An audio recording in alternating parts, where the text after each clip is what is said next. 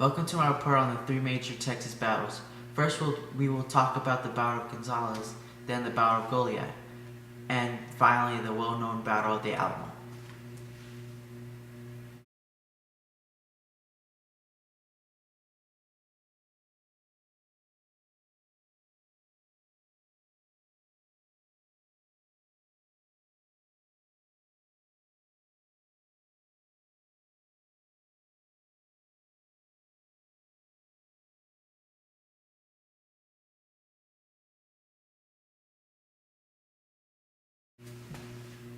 The Battle of Gonzales was the first military battle of the Texas Revolution.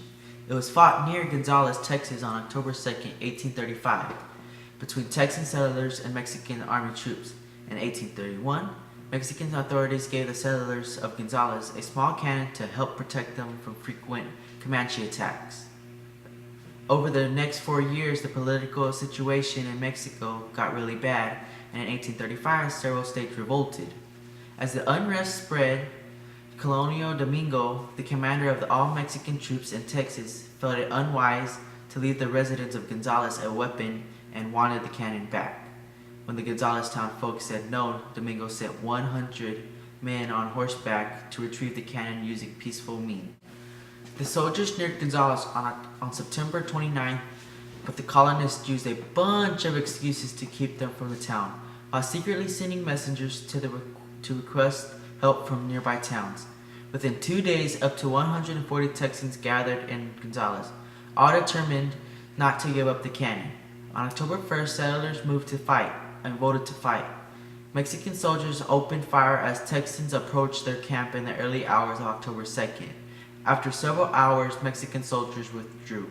Although the battle had little military significance, it marked a clear break between the colonists and the Mexican government, and is considered to have been the start of the Texas Revolution.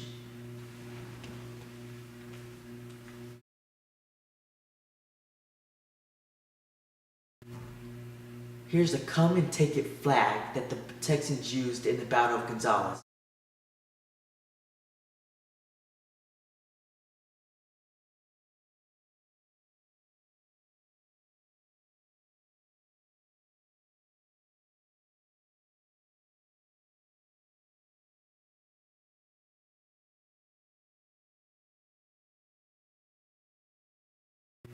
The Goliad Massacre happened in the small town of Goliad. This massacre took place on March 27, 1836. 342 Republic of Texas soldiers and prisoners and their commander, James Fannin, were executed by the Mexican army. The massacre was carried out by General Jose de Urrea under orders of the President of Mexico, Santa Anna. General Jose did not want to kill these people.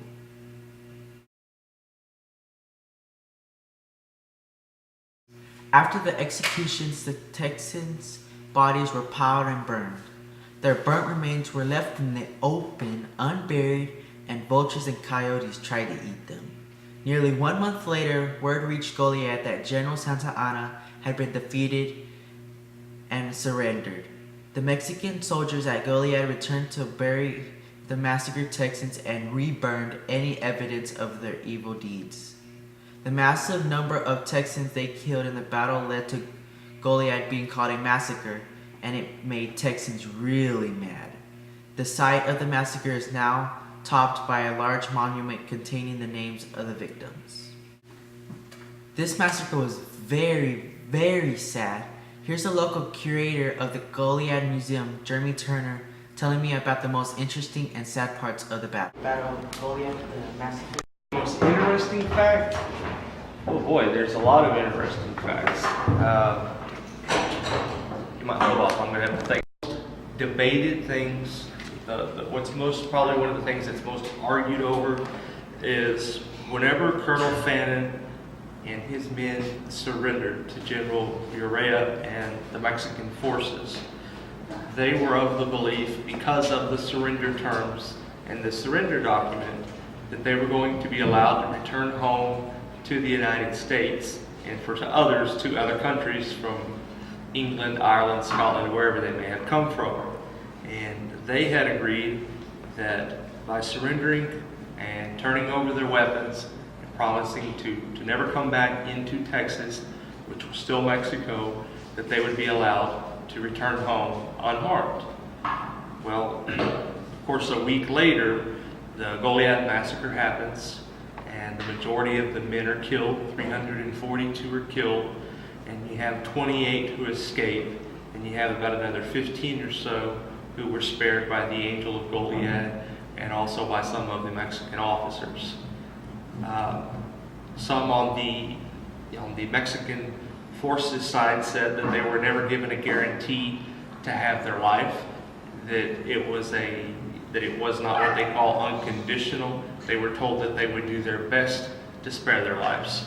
And that's one of the most argued over points. Were they promised and guaranteed their life, or were they told, we will do our best to try and guarantee your life? As far as most interesting, I think probably the Angel of Goliad. She was the wife of one of the Mexican officers, and she was instrumental in saving a number of the Texan soldiers from being killed. The youngest was a boy by the name of Benjamin Hughes. He was only 15 years old. As he was being marched out of the Presidio to be executed, she actually ran up to the group of men and pulled him out of the line. And then she also managed to save probably 4 or 5 others here in the Presidio from being executed. And she did so by going to her husband, who was an officer, and a number of the other Mexican officers, and really just yelling and screaming at them until they listened to her. And so it was very, very unusual for a young woman, she was only 18 to 20 years old at that time, to go up on a limb and risk her life for the life of these men who are coming to her country and fighting and trying to save their lives. So that's probably the most interesting. Here's a picture of the Angel of Goliad that Jeremy Turner talked about. She was an angel on earth. She saved many, many Texan soldiers.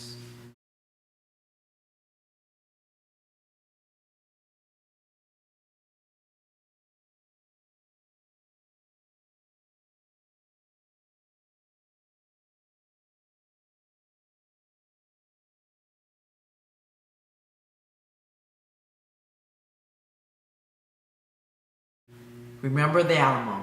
The Battle of the Alamo, February 23rd through March 6, 1836, was a huge event in the Texas Revolution. The Texans were led by James Bowie and William B. Travis. On February 23rd, about 1,500 Mexican troops marched into San Antonio as the first step in a campaign to retake Texas. For the next 12 days, the two armies fought and fought. Travis wrote multiple letters begging for more men and supplies, but fewer than 100 reinforcements came to help. In the early morning hours of March 6th, the Mexican army advanced on the Alamo. Texans were not able to fight off the Mexicans. Mexican soldiers climbed the walls. Most of the Texan soldiers ran into buildings, but were killed when they were caught. 257 Texans died that day, but a lot of historians think that 400 to 600 Mexicans were killed or wounded. Sadly, all but 2 of the Texan defenders were killed. Santa Anna was super cruel during the battles and inspired many people to join the Texan army after the Battle of the Alamo. The Alamo is now the most popular tourist site in Texas. That's why I took my picture in front of the Alamo.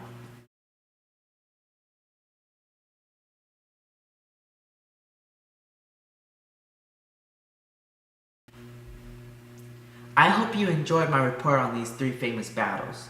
Texans proudly fought from 1835 to 1836. That was just 6 months, 2 weeks, and 5 days.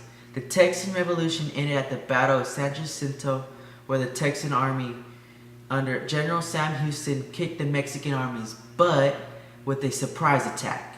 These battles helped Texans gain their independence and helped establish the Republic of Texas. I am proud to be a Texan. Some nights I stay up, cashing in my bad luck. Some nights I call it a draw. Some nights I wish that my lips could build a castle. Some nights I wish they just fall off. But I still wake up, I still see your ghost. Oh Lord, I'm still not sure what I stand for. Oh, what do I stand for? What do I stand for? Most nights I don't know anymore.